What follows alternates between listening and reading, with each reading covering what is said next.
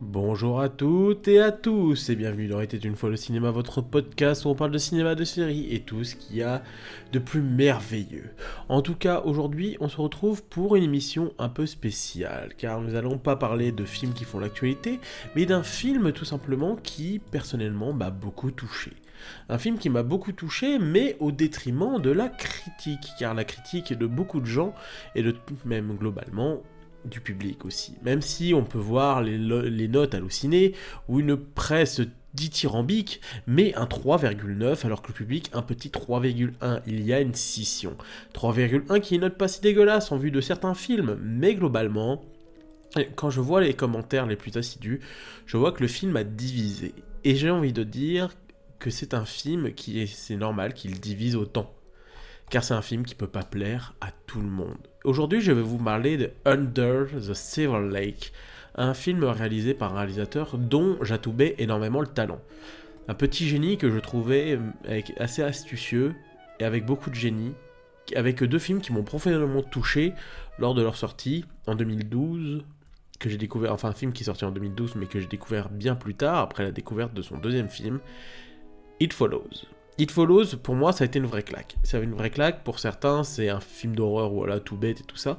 Moi, je trouve que c'est un film qui est ô combien intéressant et angoissant, et qui revient à une certaine source d'économie de cinéma, qui, moi, perso, me touche énormément. Le concept est pourtant simple.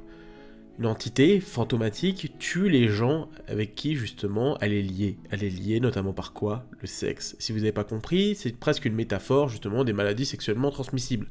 It Follow, pour moi, est un film qui m'a profondément marqué par son ambiance glaçante et justement un concept que je trouve rafraîchissant et qui, justement, se mêlait dans ce renouveau du cinéma d'horreur d'auteurs un peu américains.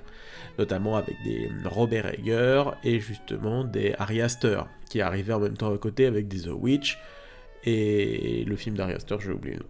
Mais voilà, qui arrive dans cette nouvelle dynamique, et c'est un cinéaste qui est très intéressant.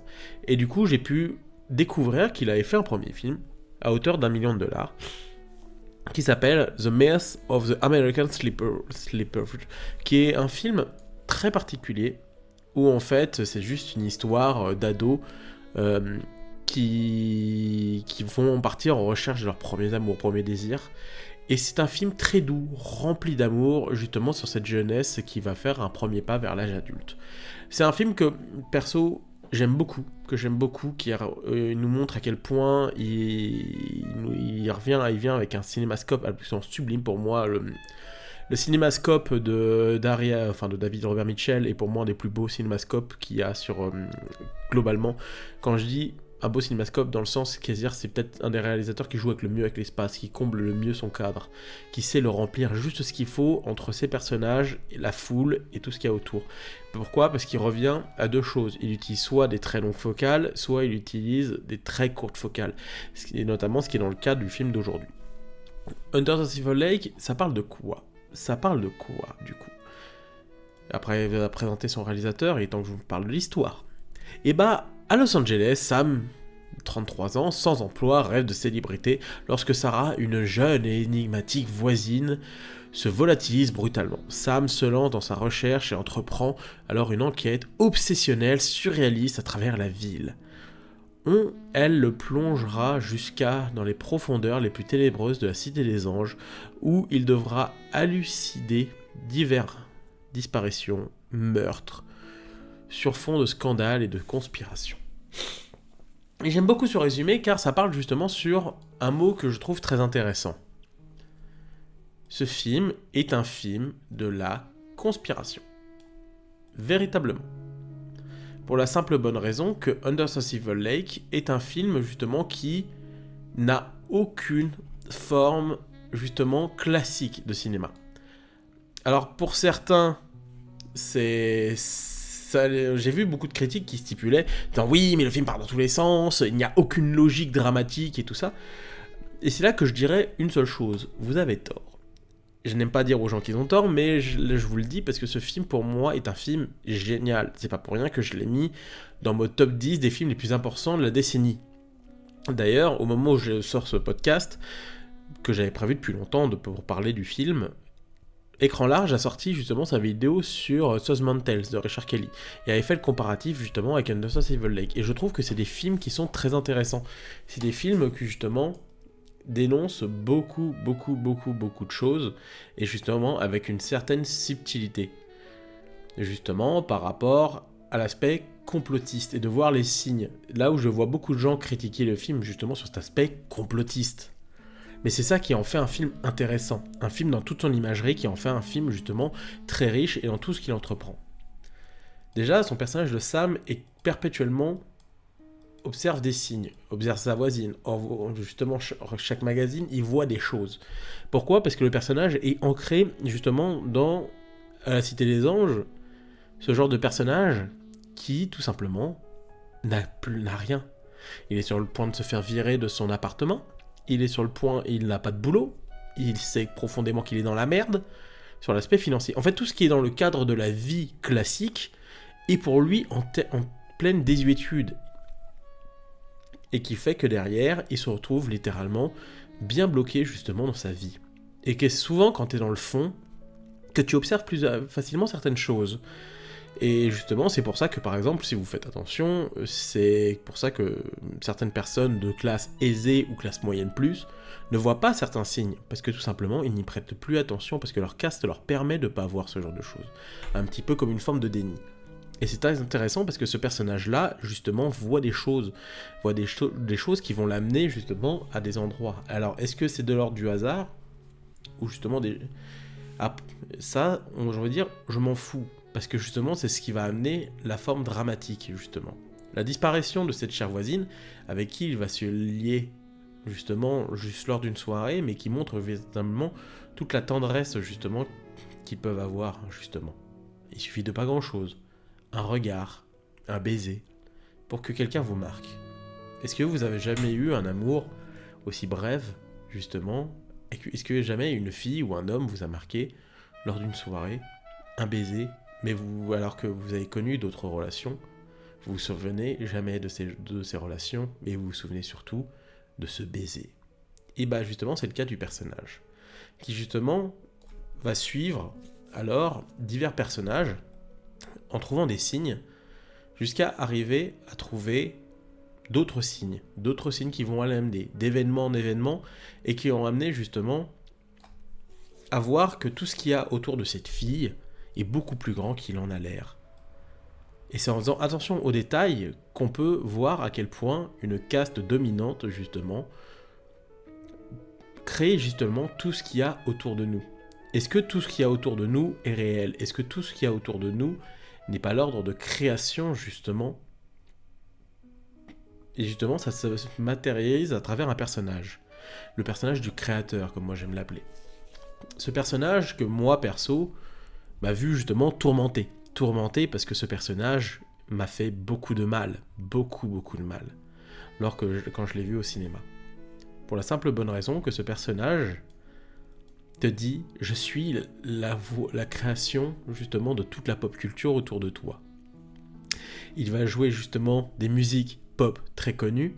Il va jouer même jusqu'à le thème de Mario, et surtout un thème qui moi profondément m'a beaucoup touché pendant mon adolescence, alors que je suis un enfant des années 90, je n'ai pas connu pleinement Kurt Cobain. Mais justement, Lightning Spirit est un morceau pour moi qui me touche encore aujourd'hui. Pourquoi ? Parce que même si j'ai passé à l'âge adulte, tu as toujours justement cette force d'adolescence de te dire qu'est-ce qu'on a fait de ce monde, et justement que cette musique y encore résonne très fort aujourd'hui. Et qu'à un moment, ce personnage, justement, te dit qu'il a tout créé, que tout ce que tu dis, tu vois autour de toi, est faux. Et est-ce qu'il y a une part de vrai aujourd'hui ? Est-ce que, par exemple, la musique que tu écoutes, justement, est vraie ? Est-ce que ce personnage qui a faussé un monde, créé un monde autour de la pop culture, voit ce monde comme totalement fictif, forcément. Quand il se laisse guider par la seule chose qui est viable, c'est-à-dire la nature, il se laisse guider par un coyote. Un coyote, justement, qui va l'amener à un endroit, justement, précis, une fête, où il va rencontrer une personne, notamment son ex, qui, elle, vit dans la bonne société. Et justement, qui, elle, a réussi plus que lui, que le personnage de Sam. Et qui, derrière, ne fait pas attention aux signes, parce qu'elle s'est rangée du bon côté. Mais justement, Sam, en se rangeant pas du bon côté de la société, va fréquenter énormément les fous, quelque part. Et comme dirait Jack Kerouac, seuls les fous m'intéressent, ceux qui ont la fureur de vivre. Et c'est les personnages très intéressants qu'amène David Robert Mitchell. Et c'est ça que je trouve magnifique, justement, qui amène justement des personnages qui vont alors divulguer, justement, que des choses sont beaucoup plus sensibles, beaucoup plus cachées. À travers juste une carte de la ville, on va tomber, justement, sur une certaine classe de société, justement, qui se protège. C'est-à-dire qui, tel des gourous, ça mène justement à amener d'autres personnes à mourir avec elles pour tout simplement ne plus vivre, justement. Et aller dans la mort, justement, dans leur bunker en toute tranquillité, loin du monde. Une caste sociétale, justement, qui se crée un délire. Et ça, forcément, c'est un film qui peut dérouter beaucoup de gens. Parce que c'est jamais évident de se dire que la société qu'on a autour de nous, justement, est fictive. Elle est fausse. Tout ce qu'il y a autour de toi est faux. Toute la pop culture que tu aimes est fausse. Et c'est ça qui, je pense, a dérouté beaucoup de personnes lors de ce film. Qu'est-ce qu'on voit ? C'est quoi ces personnages ? Des personnages qu'on voit qu'une fois, des personnages qui n'ont aucun sens, mais des personnages, justement, parce que David Robert Mitchell amène une vision de cinéma, une vision de personnages, justement, qui voient le monde autrement. Et c'est ça aussi qui, justement, est intéressant, d'amener, justement, des personnages qui voient le monde d'une autre façon. Et peut-être ce film vous aura leurré justement sur la façon de voir le monde et la manière d'en le voir. Et justement, ça se passe justement par une chose. Tout ce qu'il y a de l'entourage de David Robert Mitchell, tout ce qu'il entreprend dans ce film, des films qu'il amène, comme Trois blondes pour épouser un milliardaire, que Les envahisseurs de sépulture, justement, qui est un véritable film, des films pop d'une époque, et qui clairement aujourd'hui prennent un sens dans le récit. Justement, Trois blondes pour épouser un milliardaire apparaîtra bien plus tard justement avec le personnage de cette voisine qui finalement est avec un milliardaire justement dans son bunker resserré, et à quel point justement cette culture justement les a amenés à un certain endroit et justement leur a amené une certaine vision du monde, mais une vision du monde qui va les séquestrer littéralement. Et bien sûr, Les envahisseurs de sépulture passent justement par tout cet aspect justement, un film de Don Siegel qui est pour moi un véritable chef-d'œuvre, de dire qu'aujourd'hui, quand tu vois certaines choses, justement, et que la population ne te suit pas, justement, tu es vu comme un fou. Et c'est ça qui est justement très, très intelligent de la part de David Mitchell en mettant ce film, en se disant, non, le personnage n'est pas fou. L'homme, cet homme, voit des choses différemment du monde. Et dans une société où aujourd'hui, beaucoup de gens sont appelés de complotistes parce qu'ils ne voient pas forcément le monde de la même façon que beaucoup d'autres gens, c'est ça qui est intéressant justement de rencontrer des gens qui ont cette autre vision, qui ne voient pas de la même façon parce qu'ils ne vivent pas dans le même contexte. La pauvreté justement, ou le fait d'être dans une situation sociale compliquée, t'amène à voir les choses autrement que si tu es riche et que tu ne manques de rien. C'est ce manque de richesse qui fait ou justement de pas réussir dans ta vie qui justement t'amène à une autre vision du monde. Et c'est ça qui est intéressant au final. Et ce qui est fait pour moi, Under Silver Lake est un film justement qui t'amène sur une autre vision du monde. Et c'est ça et surtout, c'est un film aussi où tout le monde joue véritablement bien. Justement, et je trouve que c'est pour ça que le choix de Andrew Garfield est absolument génial. Car de prendre ce personnage qui avait joué Spider-Man, une âme un peu pure justement, et qui avait ce personnage un peu pur justement pendant très longtemps dans les films qu'il choisait, de bons jeunes premiers, finalement, avec des films comme Silence ou Under the Silver Lake, se retrouve justement à devoir un peu salir en tant qu'acteur, c'est-à-dire je vais mettre les mains dans le cambouis dans des rôles pas très sages. Et c'est ça qui en fait pour moi dans Andrew Garfield un acteur hyper intéressant, peut-être un des meilleurs acteurs de sa génération. C'est un acteur qui veut des rôles, un petit peu à la manière pour moi de Daniel Radcliffe, qui veut justement voir des films, être dans des films intéressants. Et c'est vraiment le cas. Et d'ailleurs, ça me fait une véritable peine quand je vois Under Silver Lake qui n'a jamais eu le suivi public derrière. Le film a été très très très très peu visionné, à part chez des fans de cinéma de genre comme moi qui adore David Robert Mitchell et son travail. Et depuis pas mal d'années, on entendait des rumeurs à droite à gauche disant que David Robert Mitchell était sur divers projets, que ça bossait, qu'il était sur le point d'aboutir. Mais malheureusement, j'ai l'impression que du coup, c'est... Nous avons un véritable problème justement avec David Robert Mitchell parce que je trouve que c'est un réalisateur qui n'a pas autant éclos que justement que les compères que je lui ai cités comme Robert Eggers et Ari Aster.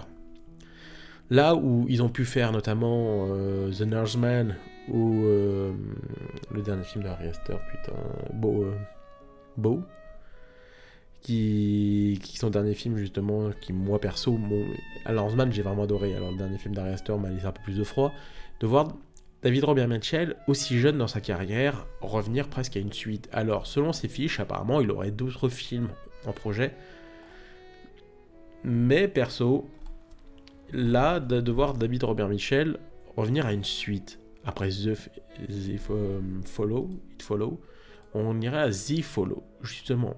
Qu'est-ce qu'il va amener comme histoire et tout ça, pour moi, ça peut être intéressant. Mais clairement, c'est un véritable défi, justement, pour être plus efficace que dans le premier volet. Après, j'ai envie de te dire, t'aimes John Carpenter 2, sur Halloween 2, il y va, et clairement, il part justement dans son choix de film. Mais perso, j'aurais aimé qu'il me raconte autre chose, voir jusqu'à quelle voie qu'il aurait pu explorer. Est-ce qu'il va pas redevenir plus sage, justement, en venant à The Follow? C'est une question qui se pose. Parce que souvent, malheureusement, je vous ai parlé de la vidéo d'écran large, et je suis assez d'accord avec eux, c'est que c'est le genre de film, des fois, qui peut bousiller une carrière. Comme un peu, justement, comme Richard Kelly, justement, a un peu bousillé sa carrière à cause de Southland Tales. Est-ce que, quelque part, Under the Silver Lake est un film qui n'est pas arrivé trop tôt dans la carrière de David Robert Mitchell? Un film, justement, qui prémisse beaucoup de choses qu'on peut avoir aujourd'hui, justement, notre rapport à la pop culture. Parce que le film est daté il y a quand même 6 ans, et qu'on a vu en l'espace de 6 ans comment beaucoup de choses ont évolué. Et même aller dans son époque, justement. Quand je vois la sacralisation de la pop culture chez certains,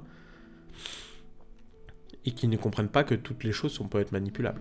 Voilà, donc c'est un film qui est très intéressant et qui, je pense, est peut-être arrivé un peu tôt, parce que David Robert Mitchell, je rappelle, est un réalisateur il est né en 74, donc ça fait qu'il a à peine une petite cinquantaine d'années. Donc perso, je suis vraiment curieux de savoir des projets qu'il va amener. J'espère que les films qu'il va amener vont être aboutis. J'espère que tout simplement